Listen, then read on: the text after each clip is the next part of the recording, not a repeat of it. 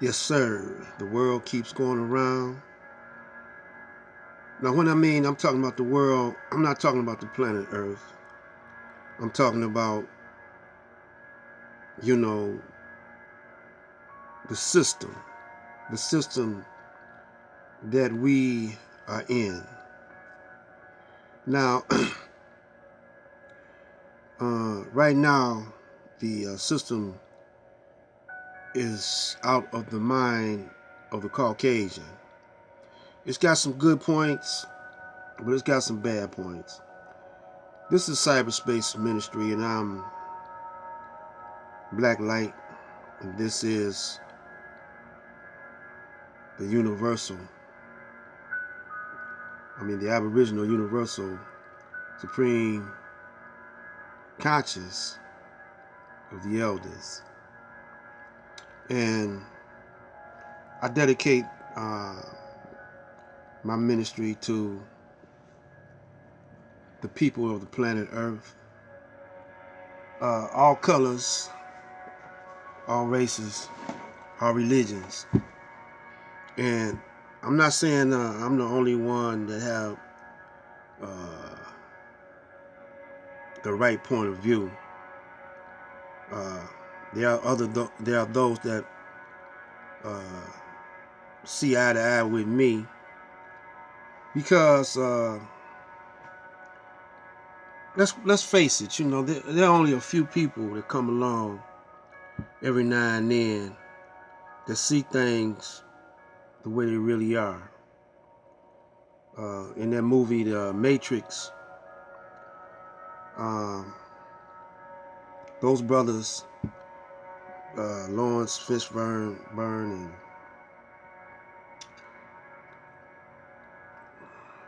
his crew, they have peeped the Matrix system and was trying to recruit others, open their eyes. And I know it's only a movie and it's fiction, but it's based off of reality. It just amplified and dramatized more. And Lawrence Fishburne and his crew, they had a betrayer in there, if you notice that, in the Matrix. And he knew that, the betrayer knew that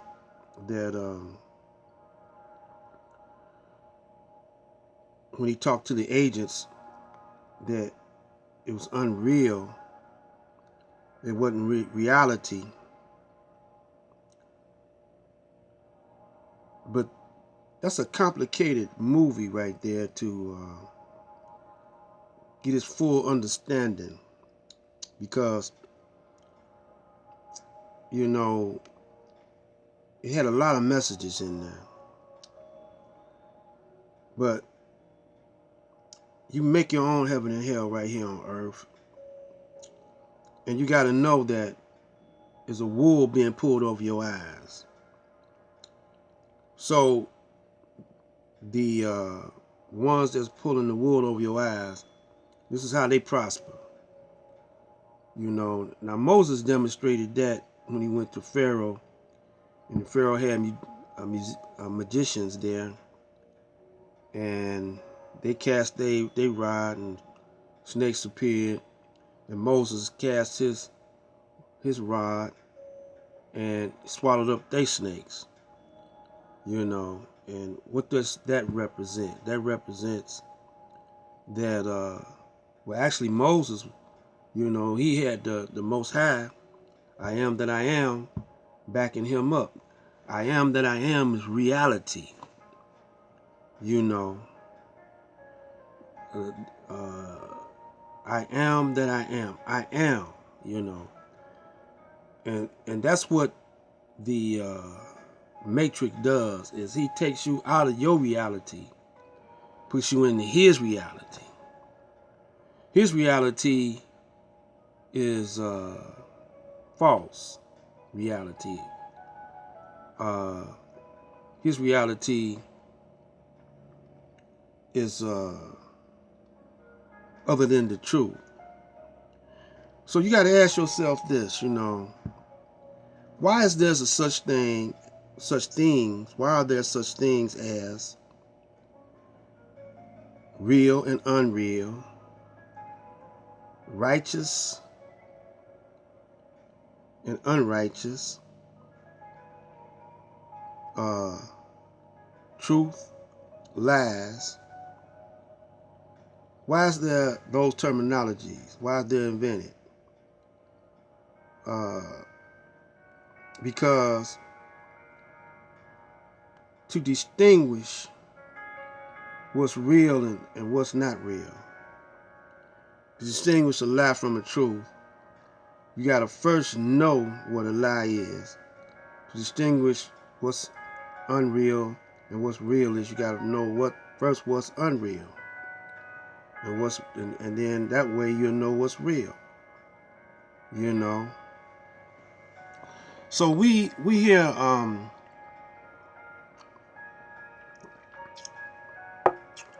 it's just me. When I say we, I have so many AKAs, different sides of myself, different consciousness. I be in certain consciousness at certain times. I don't always be on point all the time, but I'm striving to be on point all the time. Sometimes I don't pronounce my words correctly, and sometimes I don't formulate my sentences right. I'm not a professional speaker, but I do have these ideas, and I do know, I believe what's right and what's wrong, what's the truth and not the truth, because first of all, I must tell myself the truth. And when I do that, I'm lining up all my faculties. I'm lining up all my body parts, all my mind, all my soul to work in unison, to be in harmony with each other, And that's the number one goal, because within each man is right and is wrong, is unreal and is real. All the things that I pointed out is in men, is in man. He has a right side and a left side. He has positive and negative. And the same, when I say man, I'm speaking of the woman too. So Donald Trump is a born hustler. And I had two uncles that were hustlers. They could get money out of a brick, out of a lamp pole.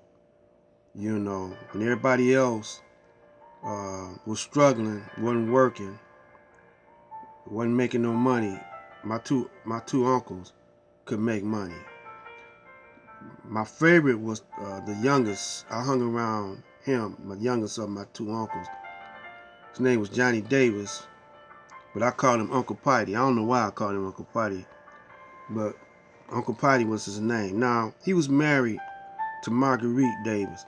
Marguerite's brother was Clark Terry, the famous trumpet player. And my mother knew him well, but I didn't never get a chance to meet him, because every time he'd come over to Uncle Potty's house, I'd be hanging in the street somewhere. But he would visit Detroit, and his sister, Aunt Neat, Marguerite rather, he would visit her all the time. But I learned how to hustle from my Uncle Potty, Johnny Davis. Looked like an Indian cat. He had that kind of like straight curly hair. His father was Indian, and he was a little lighter than me, but he was a black man, make no doubt about that. And when I was running with him, when I was a youngin', he was showing me how how to hustle, you know.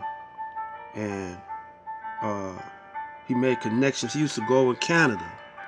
And when I come back on the next video, I'm going to have some insights on the kind of hustle we did. It wasn't, you know, I mean, he did all kinds of hustle, but some of it was, you know, on the legit side. And he started from scratch, and he ended up with a grocery store, you know. But he always had that little corruption in him, you know. So he wouldn't do things on the up and up all the time. And he knew that the whole world was like this.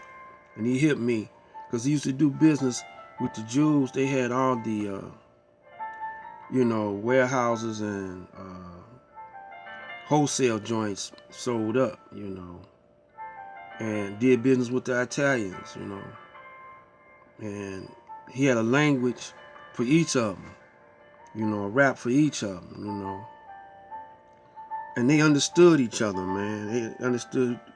And he didn't like you, man, if you didn't try to beat him out or nothing. He didn't like no honest people.